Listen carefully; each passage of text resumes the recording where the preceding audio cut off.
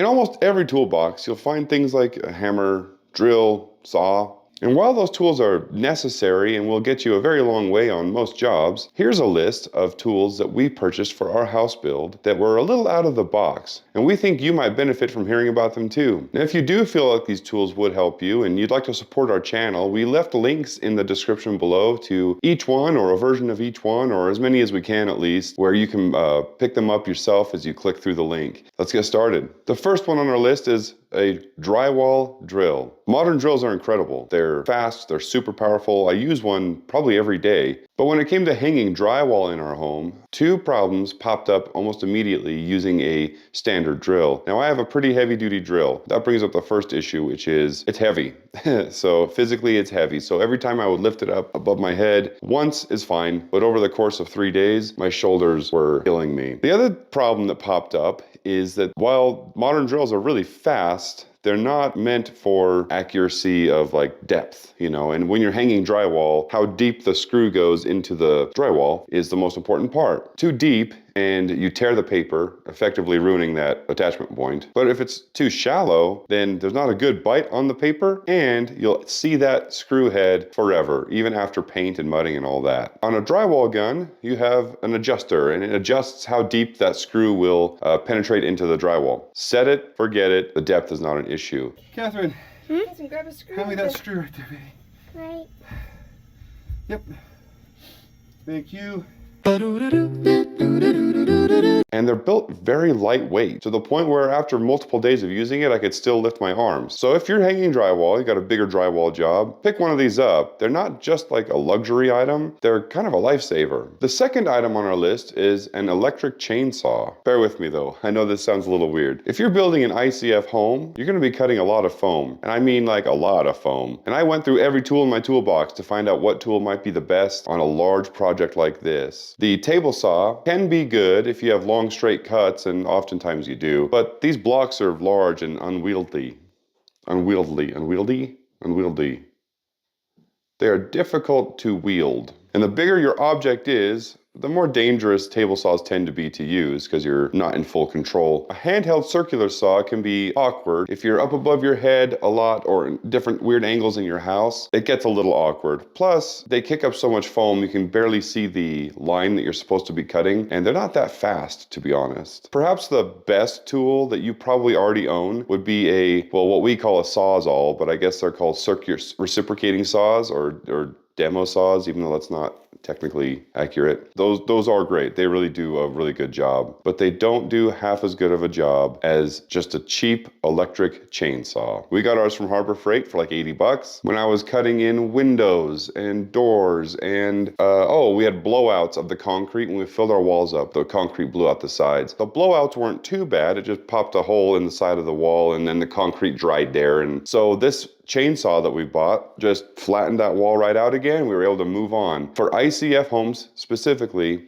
indispensable. Now, I bought the saw strictly for the ICF foam and I was gonna give it away after I was done with using it, but it turns out I use it kind of often. Yeah, my little chainsaw, very handy. Third item on our list is a plate compactor from Harbor Freight, specifically Harbor Freight because we got a good deal on it. In fact, it was such a good deal, we drove 3 hours away to get it, half off or something, and they were sold out at our local Harbor Freight. I think this is the first tool that we bought that was unique and kind of like one I wouldn't have bought otherwise. When you build a house from the ground up, you're not actually building it from the ground up, you're building it from the below the ground up. And once you get below the ground, you have to start compacting dirt pretty heavy. This plate compactor we purchased would not have done a good enough job at the foundation compacting. For that, I rented a machine called a sheep's foot, and I'm not sure what they're actually called. I'm sure that's not the official name. Sheep's foot is a giant tank of a compactor that I had to follow around with a remote control. When the sheep's foot starts going, the whole earth shakes. Rent the heavy equipment that you need in the beginning for your foundation, but after the sheep's foot, we were doing things like adjusting the earth levels here and there. That's where this plate compactor came in so handy. The biggest benefit we had was the multiple days it took me to prepare the ground for our concrete slab, and this thing just went and went and went. I would highly recommend investing in one if you're going to be a big part of the earthwork being done on your home. We were renting compactors so often that I was just, over time I was like, this rental bill is crazy, let's just buy one. Now, if it's not half off, it's kind of expensive, but not as expensive as another brand would be. So I would look for deals. particularly maybe at Harbor Freight. There are some on Amazon. I'm not going to leave a link for those because I don't know them. I don't have one. I haven't used it. So keep your eyes out for a Harbor Freight deal if that's what you're in the market for right now. The fourth tool on our list is the palm nailer, and it's called that because it nails things and it fits in your palm. Just like the drywall drill, this thing is good at one thing and only one thing only, but it nails it. When you set trusses on your home, what you're supposed to do is go back in and install little hurricane ties. And I'm sure you've seen them. Simpson makes it. Here's an image of one. And there's a lot of nails that go into these. And basically what they do is they tie the truss to your house in the event that the wind tries to remove the lid off of your house. And that means a lot of nails, like a lot of nails. So I'd been looking for an excuse to buy one of these already. If I'd have tried to do this job with just a normal hammer, it would have taken me probably all day because there are so many nails, and it probably would have killed my shoulders and my back and whatever else. I'm an old man, so I break easily. But with a palm nailer, this job was kind of an afterthought. I did the job in like an hour, and I was able to move on to other projects. Some people use a framing nailer, big gun, and honestly those are probably great, but those, just like a drill, can get really heavy over time. But the palm nailer, it's tiny, it's super lightweight and powerful enough to get those nails in very quickly. Now the only maybe downside is you need to own an air compressor or have an air compressor on site that you can use. But if you're building your own home, add the air compressor to the list if you don't already own one. You have to have one on site. I mean, you don't technically have to, but come on, you're gonna use the air compressor. The fifth tool that's a little bit out of the box that we purchased was a small rolling scaffold. Building a house means you do the same job over and over and over from room to room on repeat the whole time. Framing, drywall, adjusting top plates, hurricane ties, and a lot of that work is just out of reach, or maybe quite a bit out of reach. Which is why at some point in history, somebody invented, standing on stuff. That led to the invention of a ladder, and then some madman looked at that ladder and thought, what if we put wheels on that puppy? And then there were probably some wars and some poor decisions, a lot of injuries, and lo and behold, now we have the rolling scaffold. This thing's a game changer. I had it rolling from room to room, getting all kinds of things done, and instead of climbing up and down a ladder 100 times a day, I just had this under my feet and was scooting all over the job site. In our videos, you'll have seen the large rolling scaffold, and while I would say that those are incredibly handy, maybe not quite as handy as its little brother, the small rolling scaffold. Every time this thing was free, somebody would snag it up. I mean, it was constantly in motion around the job site. Turns out, putting wheels on things,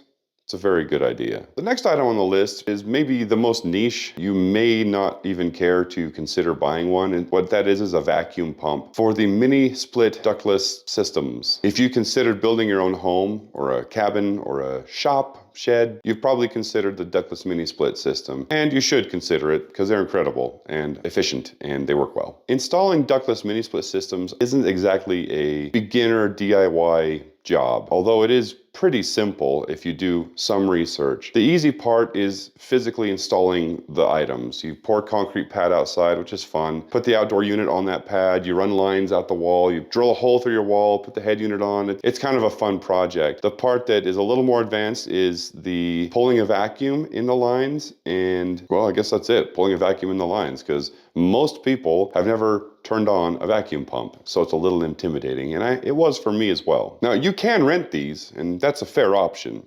If you're going to do this once or twice, or maybe just for your own home, I would consider renting it. But I bought one, and I've done a few jobs for other people doing their mini split installs and made some money doing it. So it's paid off for itself for sure. The idea is when you install a mini split system, you have to pull a vacuum on the lines to get the air and the moisture out. When you release the gas in the machine, it introduces the gas. All is well and everything works great and it's wonderful. There are some systems who skip this step by sending with their machines pre-charged lines. The two downsides to that is you cannot cut those lines to make them as long or as short as you want them to be. You're stuck with what they send you because they're charged already. The second downside is they're very expensive, to the point that I saved a ton of money buying a vacuum pump and the fittings that go with it and learning how to do this myself. It was worth the cost difference. The seventh tool on our list is kind of two tools. It's a laser level, and the reason I say two tools is because I used two different laser levels that technically do the same job, but in a very different way. The first laser level, it's a rotary level basically. You set a big head unit on a tripod or something outside, and there's a little rotary laser that sends out a signal. That signal is looking for the receiver that you're holding on a story pole or a stick or a 2x4. And as you move that receiver up and down, that signal is hitting it and it's yelling at you to go up or down. And once you find the place where the noise is, like a constant beep or whatever it is on the machine that you buy, you know you can set your level pin there. Then you can walk to the other side of your field, do the same thing over here, and you know that these two locations have a perfectly level reference to one another. This tool is beyond necessary in my opinion. I guess we could do what the ancient Egyptians did and do a water level or something. I don't know how they did it. I don't care.